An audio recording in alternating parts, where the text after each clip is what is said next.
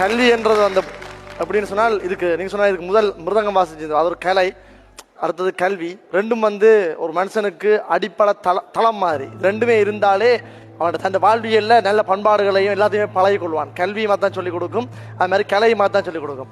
நான் இந்த வாழ்க்கையில நான் ஒரு பாட்டளிப்பேன். எப்படின்னால், நான் வறுமையில வறண்டு கொடுமைகளை கடந்து கவலைகளை கலந்த கதையின் மகன், கலைமகளின் மடியில் உறங்குது என் கவிகள், திறமைகளின் சுவட்டில் ஓடுபவன், விண் வெளியில தெரிகிற சந்திரன், வளர்புறையில பிறந்த நெற்புத்திரன், செந்தமிழ்மறை தந்தனல் வள்ளுவன் ஆசையில் நான் கவி வெள்ளமை பெற்றவன், தன் வினைதானை தன்னை சுடும் உன் கனவுகள் வாழ்வை பெறும், முதுகில விழுகிற எறிகனை அத்தனையும் புது வாழ்வை தரும், படிக்கிற வயதில வறுமைகள் கொடியது, மதிக்கிற மனங்களை வெல்வது அறியது, மங்குற ஒளியில மண்ணெண்ண விளக்கில மண்ணில எழுதிய காலமும் கழிந்தது, குண்டிலும் குழியிலும் விழுந்து எழுந்து நான் கூச்சலும் கூட்டமும் காணவே எழுந்தவன், என் அப்பனோ தோளில மூட்டைகள் சுமந்தான், பெத்தவள் மடியில கனவுகள் கிளந்தாள், கரை விழும் கலி காலம் உன் கனவுகள் நிலையாகும், உன் நினைவுகள் நிலையானால் தென் திசையும் உன் பெயர் கூவும்.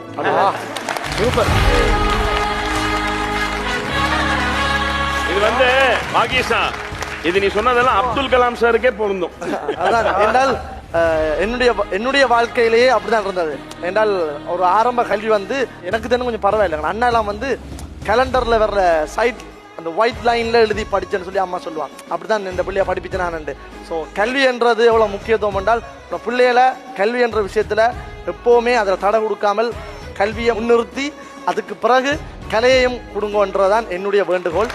சூப்பராக இருந்தது. ரெஸ்பெக்ட்.